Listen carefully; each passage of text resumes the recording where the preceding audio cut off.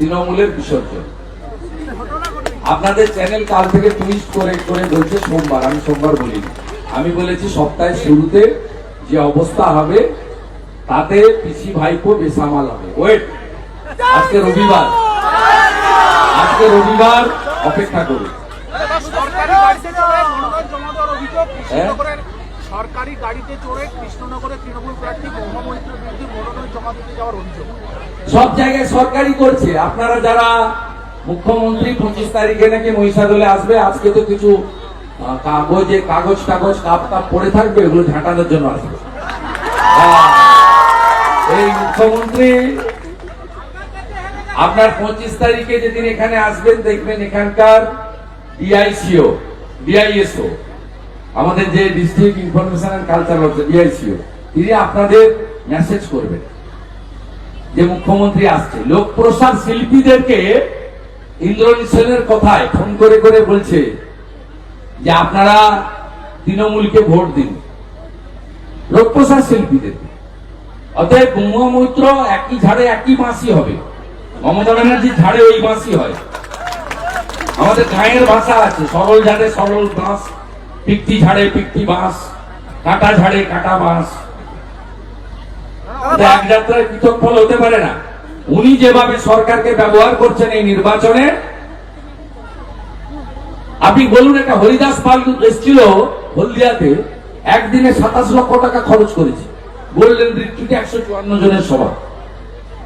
আর তৃণমূলের যোগ্য senior leader Sudhanshu Mondal থেকে বিপ্লব রায়চৌধুরী, ওদের কি করুণ পরিণতি দেখুন। ওর নাতির বয়সী বয়স, একটা চ্যাংড়াদের কর্পোরেটদের পার্টি তৈরি হয়েছে।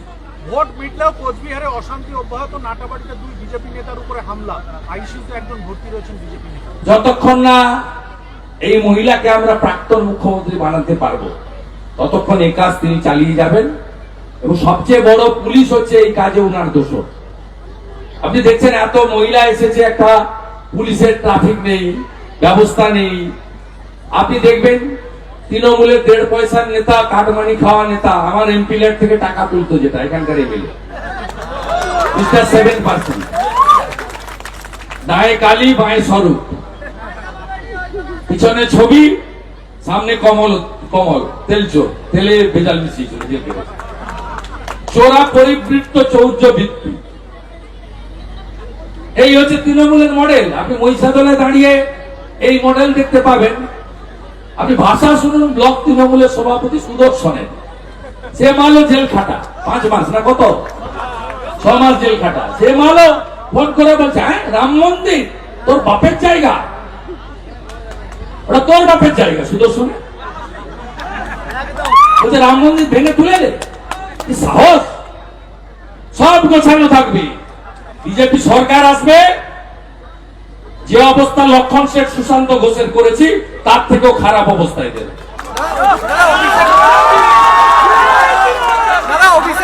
বাংলার বাঘ হয়ে লড়বো, অভিষেক বলছে দিল্লির কাছে মাথা। আমার খেয়ে যে কাজ নেই, ওই জাস্টিস গাঙ্গুলির কথায় তালপাতা সেপাইয়ের কথার উত্তর দিতে হবে। ওটাকে মাল নাকি? ও যার ওর সামনে হচ্ছে পিসির ভাইপো, সামনে লেখা আছে পিসি, তারপরে লেখা আছে নাম, পিছনে লেখা আছে ভাইপো। আর যে পিসি আর যার ভাইপো তাকে এইখানে আমি এনেছি মেদিনীপুরের মাটি। আবার লক্ষ লক্ষ ভোটে হারাবো কাঁথি তমলুক পূর্ব মেদিনীপুরে। লিখে রাখুন, লক্ষ লক্ষ ভোটে হারাবো, লক্ষ লক্ষ ভোটে হারাবো। এখানে লতায় পাতায় শিকড়ে শুভেন্দু অধিকারী আছে, এরা সব আমার আত্মীয়। ভোট শেষের পর দেখা গেল আপনার দলের কর্মীরা মিষ্টি খেলো আর নাচানাচি করলো তৃণমূল, রেজাল্টটা কি হবে? রেজাল্ট রাষ্ট্রবাদীরা 3, চোরেরা 0। চোরেরা 0। ওরা এটা করেছে যাতে পরের দফাগুলোতে ওদের এজেন্ট বসে। আমি আপনাকে লিখে দিচ্ছি, নিশ্চিত প্রামাণিক 54,000 ভোটে জিতেছিল গতবারে, এবারে 1,08,000-এর বেশি ভোটে জিতবে। জলপাইগুড়ির মার্জিন বাড়বে, আর মনস্টিকটা কত ভোটে জিতবে কেউ জানে না, ওরা 4 লাখে গিয়ে থামতে পারে। আমার কাছ থেকে নেবেন, ও তো মর্নিং শোজটা দিয়েছে। আমার সভাতে যা লোক হয়েছে, পিসি মনির সভাতে পুলিশ দিয়ে ভিডিওকে দিয়ে লোক আনিও লোক হয়নি। গতকাল আমি রতুয়াতে সভা করেছি, 10,000-এর বেশি লোক, 65% মাইনরিটি থাকে ওখানে। আর মমতা ব্যানার্জি গাজলে সভা করেছে 2,000 লোক। মমতা ব্যানার্জি এনায়েতপুরে সভা করেছে 3,000 লোক। তার থেকে 5 কিলোমিটার দূরে অমৃতিতে আমি সভা করেছি 15,000 লোক। বাজার খুব খারাপ, খুব খারাপ বাজার। দাদা রেজিনগরে কাল রাত থেকে বোমাবাজি চলছে। হ্যাঁ? রেজিনগরে কাল রাত থেকে বোমাবাজি চলছে। ফরিদের বাড়িতে বোম ফাটানো ফেটেছে, জারে বোম ছিল 13টা বোম, আমার কাছ থেকে নেয়। পুলিশ চাপার চেষ্টা করছে, আর সাংবাদিকরা বের করানোর চেষ্টা করছে, তাই তো? আমাকে সঙ্গে সঙ্গে ওই গ্রামে আমার লোক আছে। দাদা অমিত মালব্যর বিরুদ্ধে এফআইআর, অমিত মালব্যর বিরুদ্ধে এফআইআর। লেডি কুত্তার লেজ বেঁধে দিতে হবে। লোগো পরিবর্তন মমতা বন্দ্যোপাধ্যায় বেশ করেছে। গেরুয়া সৌর্যের প্রতীক, বীর্যের প্রতীক, স্বাভিমানের প্রতীক, হিন্দুস্তানের প্রতীক, ভারতবর্ষের প্রতীক। স্বামী বিবেকানন্দের গায়ে থাকে গেরুয়া। গেরুয়াকে যারা আক্রমণ করবে তারা দেশ বিরোধী।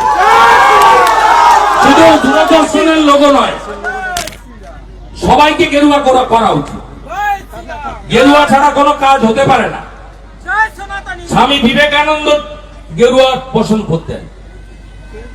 গেরুয়া হলো আমাদের দেশের স্বাভিমান এবং শৌর্যের প্রতীক। ভারত মাতা কি, ভারত মাতা কি।